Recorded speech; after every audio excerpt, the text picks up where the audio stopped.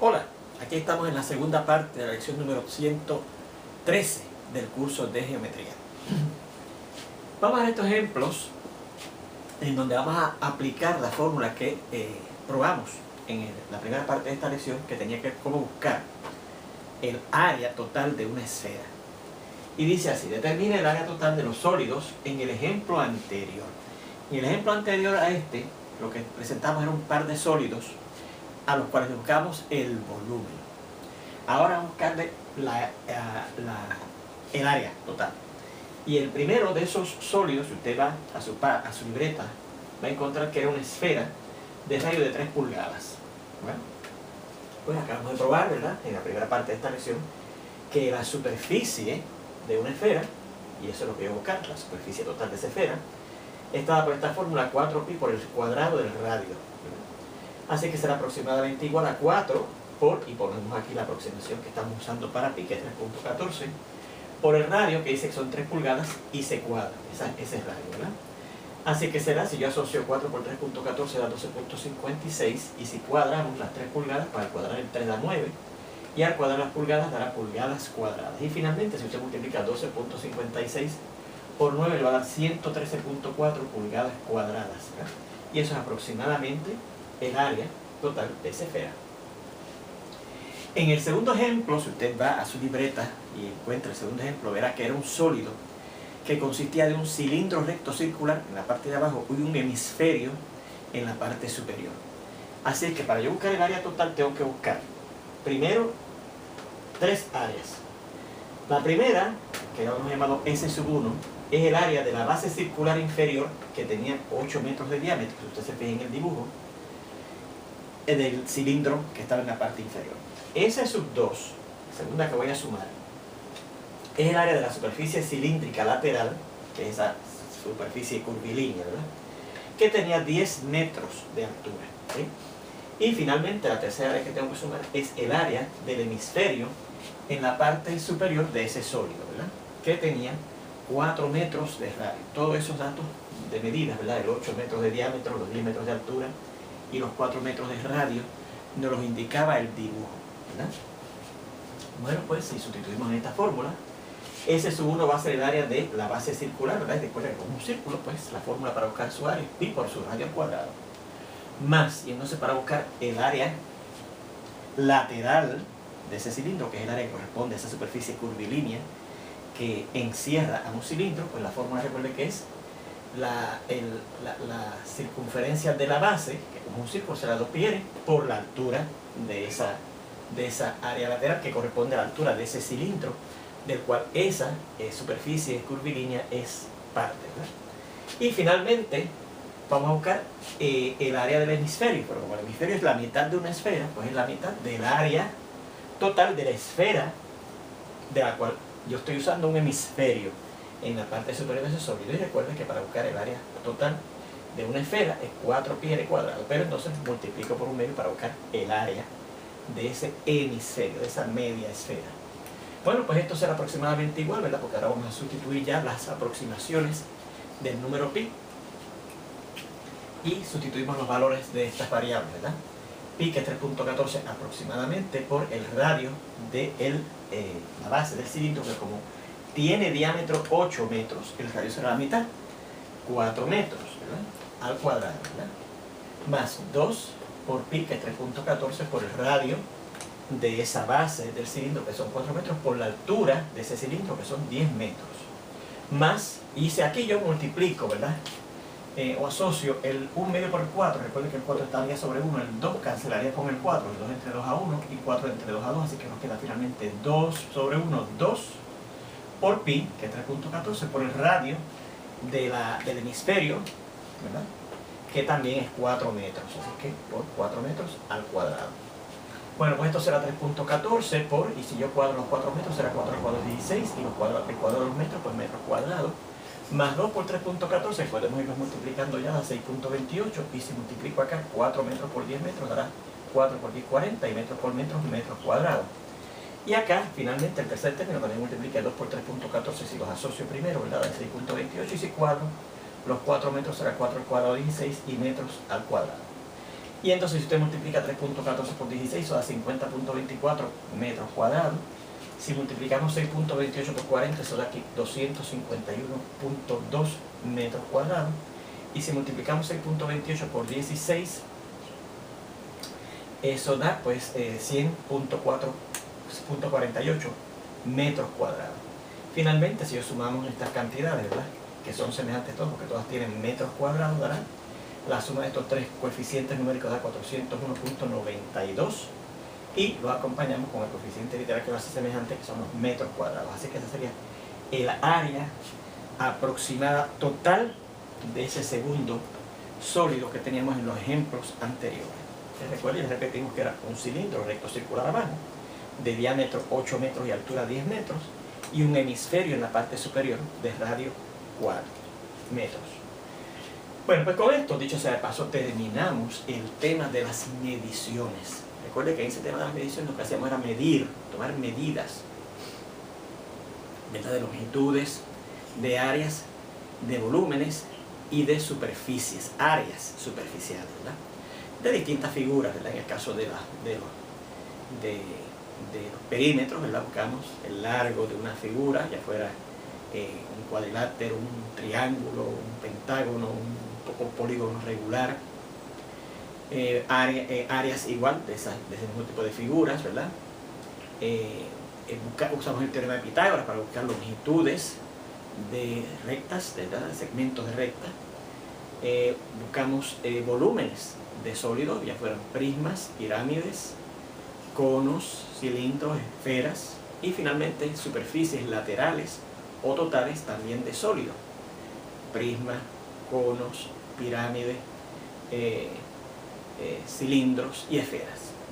Bueno, pues con eso terminamos ese tema muy importante de las mediciones. También recuerde que vimos cómo buscar algunas veces las medidas de volúmenes y áreas laterales y totales de troncos de pirámides y de troncos de conos, pirámides regulares y de troncos y de cilindros también rectos circulares, que fueron los que vimos, ¿verdad? Bueno, pues ahora ya terminamos ese tema, repito, de mediciones, y vamos a comenzar con el sexto tema del curso, que es el titulado Elementos de la geometría analítica. Geometría analítica. Recuerda que estamos estudiando aquí geometría, ¿verdad? Pero hay varias ramas de la geometría, y una de ellas es la geometría analítica. ¿Y qué es la geometría analítica? Para que le tenga un pequeño resumen a lo que se refiere a la geometría analítica. Dice que la geometría analítica hace uso del álgebra para estudiar y describir conceptos, situaciones, relaciones y demostrar teoremas geométricos. Recuerden que ya nosotros hemos visto teoremas algebraicos, ¿verdad?, en el álgebra elemental, y claro, pues ahí usábamos el álgebra para demostrar teoremas que tenían que ver con propiedades algebraicas de los números reales, ¿verdad? Eso es lo que hemos estudiado hasta ahora. Pues ahora vamos a usar el álgebra también para esas situaciones geométricas, ¿ok? Dicho sea de paso, vamos a indicar este dato histórico que dice que se atribuye su desarrollo inicial, el desarrollo inicial de la geometría analítica, al matemático y filósofo francés René Descartes, personaje que ustedes estudiarán más profundamente, tanto en matemáticas, pero especialmente en filosofía, en sus estudios universitarios, ¿verdad? Pero a él se le atribuye el inicio del estudio de la geometría analítica, y ustedes verán por qué se inventó algo que nos ayuda a introducir el álgebra en el estudio de la geometría. Bueno, pero debo decirles que ya desde el álgebra elemental nosotros ya estábamos mezclando el álgebra con la geometría sin que usted se diera cuenta.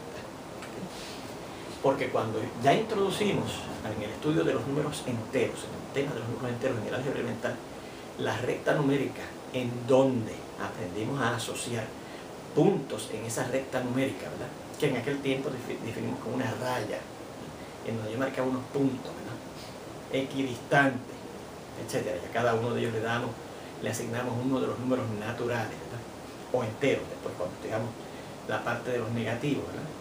Ya estábamos mezclando álgebra con geometría. Así que vamos a empezar diciendo eso, ¿verdad? En el álgebra elemental, al asociar números reales con puntos en una recta, que dicho sea de paso era la recta numérica, ¿verdad? Ya estábamos haciendo uso del álgebra para estudiar conceptos geométricos. Sin que usted se diera cuenta. Vamos a repasar eso de las rectas numéricas, ¿verdad? Y recuerde que una recta numérica usted la podía considerar en sentido horizontal, en sentido vertical, y aunque no lo hicimos, también en cualquier otro sentido, diagonal, no importa la inclinación, ¿okay? Pero aquí vamos a referirnos, ¿verdad?, a limitarnos a el estudio de rectas numéricas horizontales, en sentido horizontal, ¿verdad?, o rectas numéricas orientadas en sentido vertical. ¿Okay? Y recuerde que usted hacía. Usted seleccionaba un punto en esas rectas que allí, ahora sabemos que son rectas, pero ahí ya decíamos que eran unas rayas que llamábamos las rectas numéricas, ¿no? Y a ese punto usted le asignaba el número 0. El número 0, ¿verdad? Si ahí voy a localizar el número 0. Y entonces marcaba puntos, lo que llamamos allí equidistantes, a las mismas distancias unos de otros, ¿verdad? Por ejemplo, aquí yo puedo marcar este punto aquí, y una vez usábamos ese largo, ¿verdad?, que llamamos el largo unitario, marcamos puntos equidistantes a la misma distancia unos de otros, ¿verdad? Que yo más o menos a ojo, ¿verdad?, estoy tratando de colocar puntos equidistantes unos de otros, dejándolos ya por ese largo unitario, ¿verdad?, tanto a la derecha del 0 como a la izquierda del 0, ¿verdad? Y entonces en cada uno de esos puntos que localizamos ahí equidistantes unos de los otros, ¿verdad?, o más bien uno del siguiente que le sigue, ¿verdad?, marcábamos o colocábamos o lo identificamos con números enteros. Por ejemplo, a la derecha, este punto le llamamos el número, le asignamos el número 1, a este le asignamos el número 2, a este el 3, a este el 4, a este el 5, a este el 6, etc. Aquí le asignamos entonces el negativo 1, el negativo 2, el negativo 3, negativo 4, negativo 5, negativo 6, etc., ¿verdad?, hacia los dos lados. Fíjese, ¿verdad?, que los colocamos en lo que nosotros identificamos como el orden, porque ya en álgebra elemental también identificamos que el 0 era menor que 1, que 1 era menor que 2, que 2 era menor que 3, que el negativo 1 era menor que 0, que el negativo 2 era menor que el negativo 1, etc. En álgebra elemental vimos eso, entonces siguiendo ese orden, ¿verdad?, de cuál era menor que el siguiente, pues colocamos los números, ¿verdad? Si era vertical, hacíamos lo mismo, identificábamos un punto en esa recta, que allí decíamos que era una raya vertical, cuando marcábamos unos puntos, ¿verdad?, pero que ahora están con unas rectas, una línea recta, ¿verdad?, y le asignamos el número 0. Y entonces localizamos puntos equidistantes, donde fíjese que la escala aquí es diferente aquí, porque aquí el largo unitario es de cierto largo, aquí el largo unitario es de otro largo diferente, ¿verdad?, de hecho mayor que el largo unitario que tenemos aquí, ¿verdad?, y a esa misma distancia, más o menos, ¿verdad?, a ojo, marcábamos otros puntos, ¿verdad? Y aquí decíamos, aquí le asignamos el 1, el 2, el 3, etc. Aquí le asignamos el negativo 1, el negativo 2, el negativo 3, etc. Siempre asignamos esos puntos equidistantes que marcábamos números enteros, ¿ok? Bien. Bueno, pues entonces, por ejemplo, si yo dijera, ¿cuál es el punto B? Si el punto B es el número 3.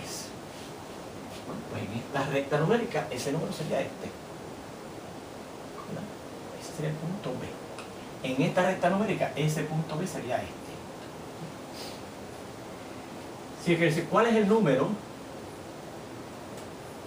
que es el negativo de la raíz cuadrada de 2?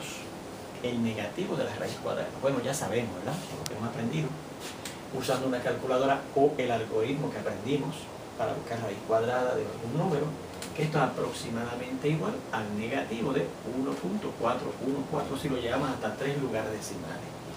Así que ¿dónde localizaremos el número c, que es el negativo de la raíz cuadrada de 2? Pues tenemos que localizar el menos 1.414, y eso es más o menos, ¿verdad? Menos 1.4, un poquitín más a la derecha del 1,5, ¿verdad? Así que es en algún sitio donde está ese punto ortográfico ahí, se localiza el punto exacto que le corresponde al negativo de la raíz cuadrada de 2. En la otra, menos 1.4, pues más o menos como por aquí,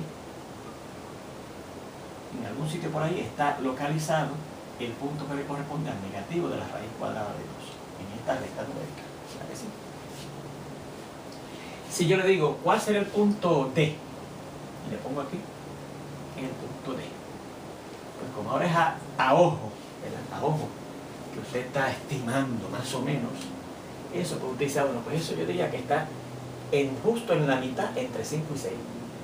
Y si es justo a la mitad, pues 5 más la mitad de un largo unitario, o sea, 5 y medio, ¿verdad? Aproximadamente 5 y medio.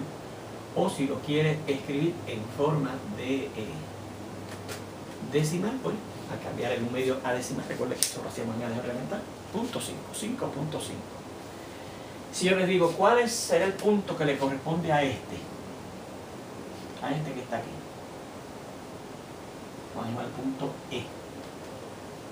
Ese punto E en esta recta numérica. ¿Cuál será el que le corresponde? Pues yo diría que sería menos 2 y algo más hacia abajo, ¿verdad? Y entonces usted empezaba diciendo, bueno, pues por aquí más o menos es la mitad. Y este está en la mitad de la mitad. Así que es menos 2 y un cuarto, porque la mitad de un medio es un cuarto, ¿verdad?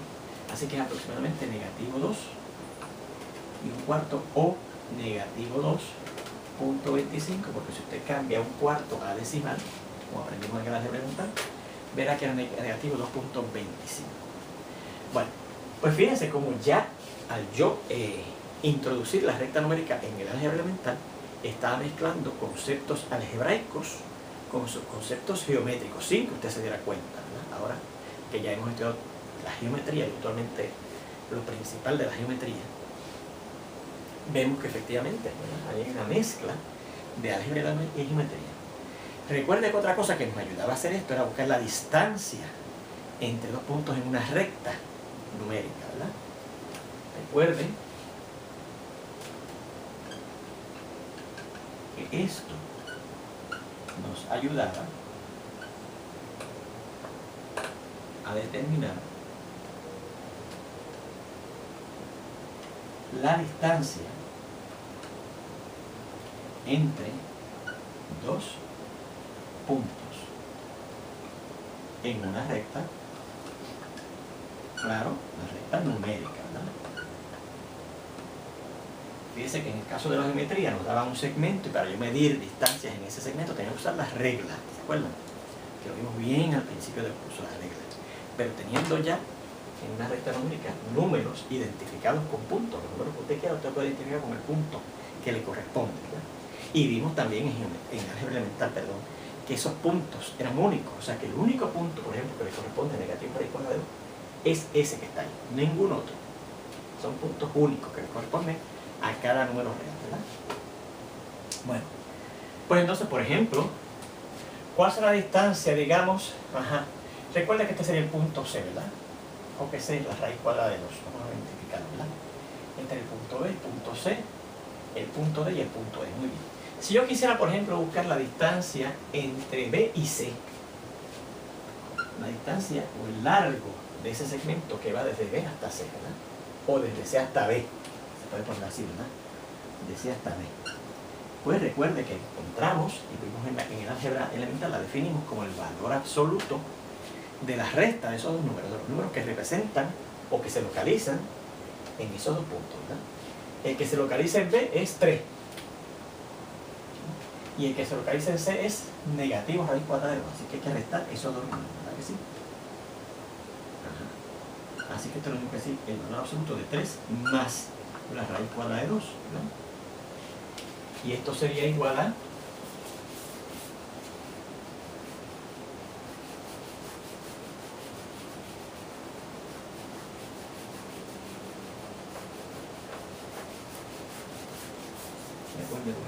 copiarlo, mejor dicho, todo en su libreta, de lo que es muy importante. tenga todo anotado en su libreta, todo lo que le apunto aquí, y cualquier comentario que a mí se me pase a anotar, usted lo anote también. Así que esto será aproximadamente igual a el valor absoluto de 3 más, y hemos visto que la aproximación de la raíz cuadrada de 2 es aproximadamente 1.414. Y si yo sumo esos dos valores, ¿verdad? Esto sería 4.414, y el valor absoluto de eso es 4.414. Esa es la distancia entre los puntos B y C. Si buscamos esta, ¿verdad?, la distancia de C hasta B, pues diríamos que sería otra forma, es decir, restar menos la raíz cuadrada de 2. Esto sería igual también a menos la raíz cuadrada de 2, ¿verdad? Menos, y el que representa acá, aquí está ese, ¿verdad? Y esto sería entonces aproximadamente igual a menos, y la raíz cuadrada es aproximadamente 1.414, y a eso hay que restarle 3. Y si yo sumo, ¿verdad?, negativo 1.414 más el negativo 3, da negativo de 4.414. Y estoy buscando el valor absoluto de eso, que también es 4.414. Así que ahí tendremos cómo buscar la distancia entonces entre esos dos puntos. Y asimismo, por ejemplo, usted podría buscar la distancia, digamos, entre B y E, ¿verdad que sí? O entre C y E, o entre D y E, buscando el valor absoluto de una recta.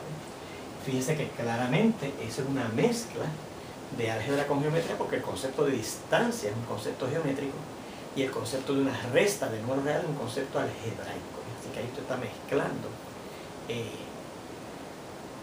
conceptos de álgebra y geometría. Bueno, pues fíjese, según yo he podido identificar números reales con puntos en la llamada recta numérica, ¿verdad? ¿Cómo yo podré entonces identificar puntos, no en una recta numérica, sino en un plano con números reales, ¿verdad? Suponga que nos dan un punto, ¿ok?, en un plano. Y el plano que voy a considerar el que contiene nuestra pizarra. Un plano que contiene nuestra pizarra. Vamos a irlo dibujando acá.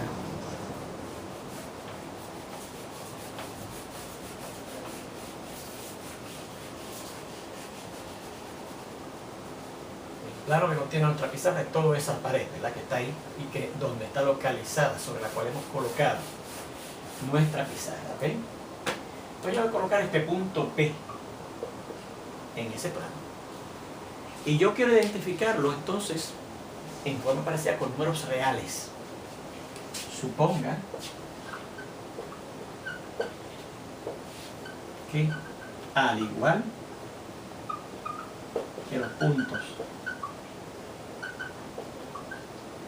B, C, D y E en la discusión anterior,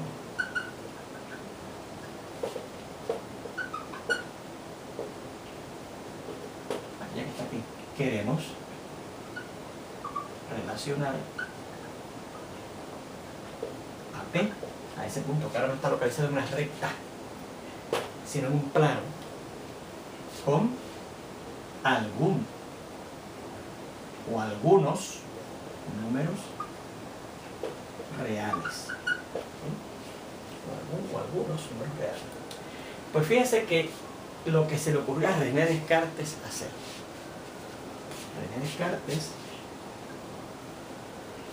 ¿no?, con Descartes, ¿no?,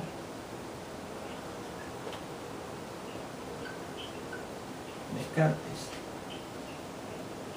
propuso una recta numérica horizontal que llamó el eje de X, ¿ok? Mira aquí. Ahí está el punto en nuestro plano, propuso esto. Vamos a considerar esta recta numérica horizontal.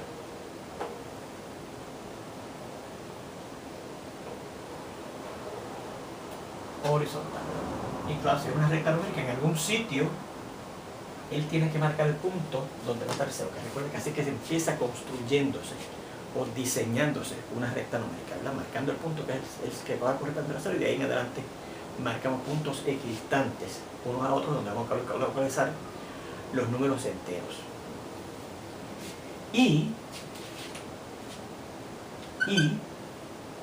Vamos a ir por aquí, una recta numérica vertical que llamo el eje de Y. Así que, ¿y qué hizo? Hizo coincidir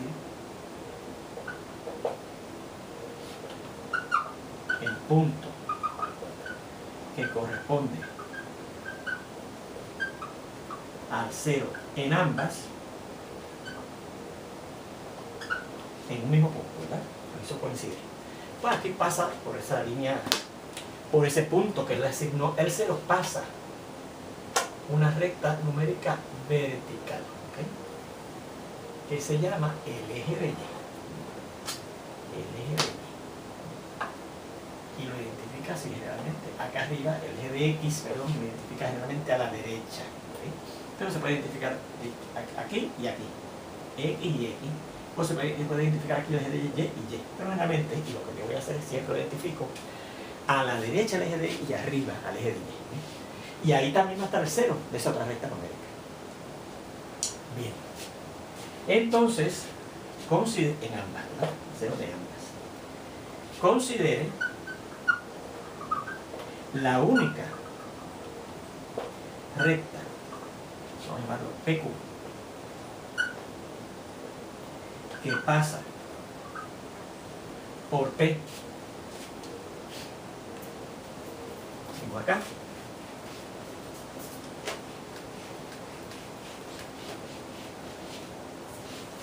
Que pasa por P.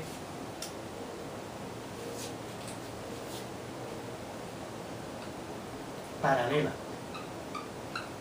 al eje de Y, y la única recta que vamos a llamar PR paralela al eje de X, ¿okay? Así que si es la única línea paralela al eje de Y pasando por P, es esta que está haciendo. Esa línea PQ es la única línea paralela al eje de Y que pasa por P. Y esta línea PR que pasa así va a ser la única línea que va a llamar PR que pasa por P y es paralela al eje de X. Bueno, pues con esto terminamos esta lección, continuamos con esta discusión en la siguiente lección donde espero verlo ya prontito. Nos vemos entonces.